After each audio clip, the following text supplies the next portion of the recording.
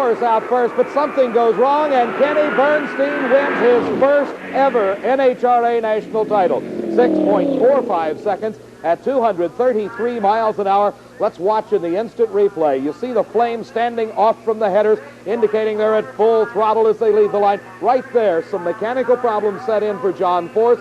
Raymond Beadle, runner-up thus far 3 times in '79.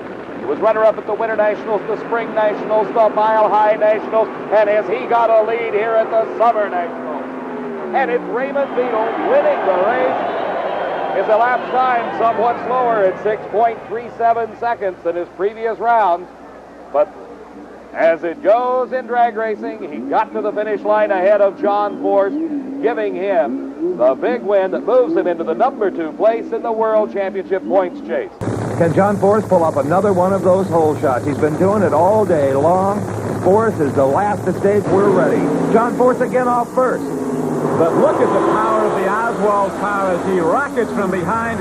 It's Mark Oswald, the victor in the funny car competition at the 1983 Summer Nationals. Mark Oswald needed top speed of the event to drive by John Force over 251 miles an hour. The perfectly timed starts of John Force in the white car have been the talk of the Summer Nationals. Here he executes another great start, but he doesn't have enough car to hold off Mark Oswald, who has enough straightaway to rip ahead and take the Summer National funny car competition. It's very sticky asphalt. Little John Lombardo in the far lane, John Force in the near lane, and staging very carefully into those light beams. Both drivers set, and an advantage for Force, and he goes up in smoke. Now Little John goes up in smoke. It's a race to the finish line, and it is Little John Lombardo pulling it out. A tremendous race. Only a 6:32 for each driver, but times don't count. It's who gets to the finish line first. And it still takes a driver in one of these cars, no matter how sophisticated they get. They leave right together. Force in the near lane will be the first to lose traction. There, too much power for this racetrack. Right now, Force feels, I've lost. But Little John Lombardo goes up in smoke. He recovers and pulls out by 1 car length the victory over the lights across the starting line, highlighting the polished wheels, the works of art that have become funny cars in NHRA Championship drag racing competition. A slow staging process. They both make that final move forward. It's a good start. Gross is out in front. Force in hot pursuit. At the finish line, Gross shuts it off early but wins the race. Tim Gross wins it. His elapsed time, 5.69 seconds. His speed, only 236 miles an hour. Then Tim Gross holds on to the finish line and wins the race.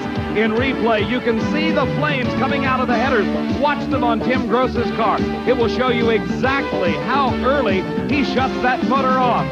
It happens right there before the first timing light. Now let's watch Kenny Bernstein and John Force as they square off in the final. John Force, 7 times a national event runner-up, never a victor.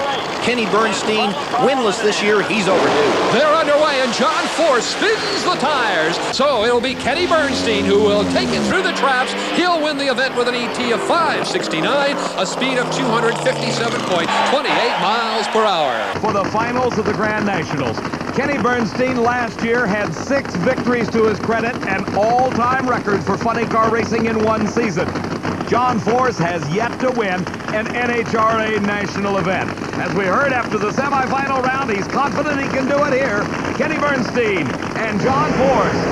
And it is Force smoking the tires.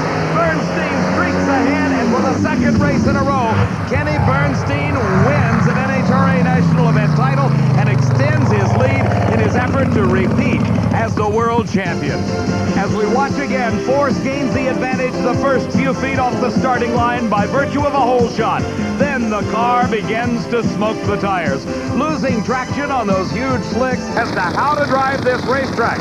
Hopefully, they have it figured out because they're racing against the number 1 car in the world, Kenny Bernstein.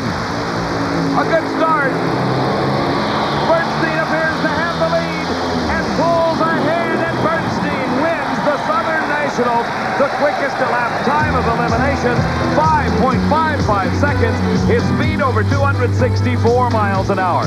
It was a valiant effort on John Force's part. He did his driving job right, left the starting line identically at the same time as Bernstein.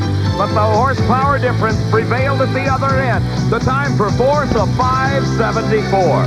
10 times. He had been to the final round without a win, but this time it was different, and John Force went on to win.